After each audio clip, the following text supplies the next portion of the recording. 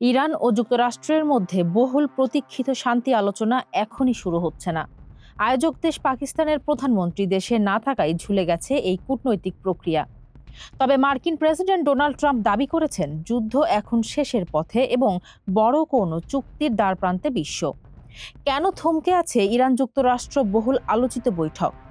উত্তরটা মূলত কূটনৈতিক শিডিউল এবং প্রোটোকলের।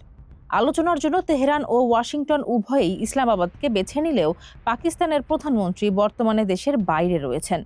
তিনি 18 এপ্রিলের আগে ফিরছেন না। ফলে ট্রাম্প আগামী 2 দিনের মধ্যে আলোচনার সম্ভাবনা ব্যক্ত করলেও বাস্তবতা বলছে এই প্রক্রিয়া শুরু হতে আরও কিছুটা সময় লাগবে। তবে সময় নিলেও কূটনীতির টেবিলে দাবার চাল গুছিয়ে রেখেছে হোয়াইট হাউস। ফক্স নিউজের সাথে এক সাক্ষাৎকারে ট্রাম্প বলেন, আমি মনে করি যুদ্ধ প্রায় শেষ, ইরান এখন চুক্তির জন্য খুবই উন্মুখ। তিনি আরও যোগ করেন, বর্তমান রেজিম আগের চেয়ে আলাদা এবং তারা বুঝতে পারছে যুদ্ধ চালিয়ে যাওয়া তাদের জন্য কতটা ব্যয়বহুল।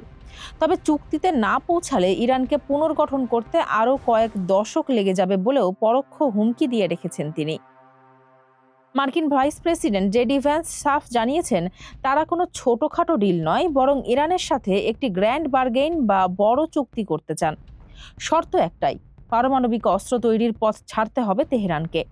বিনিময়ে ইরানকে বিশ্ব অর্থনীতির মূল ধারায় ফিরিয়ে আনা এবং সমৃদ্ধ করার টোপ দিচ্ছে যুক্তরাষ্ট্র। আপাতত সবার নজর 18 এপ্রিলের দিকে, যখন পাকিস্তান প্রধানমন্ত্রী দেশে ফিরবেন এবং স্থগিত থাকা এই কূটনৈতিক জট খোলার সম্ভাবনা তৈরি হবে। ফারজানা হাসিন, মানবকণ্ঠ।